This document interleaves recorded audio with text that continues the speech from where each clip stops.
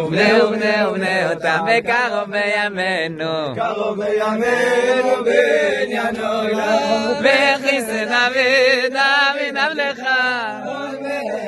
תורת אחים וכיסא דוד עבדך לתוכת אחים לירושלים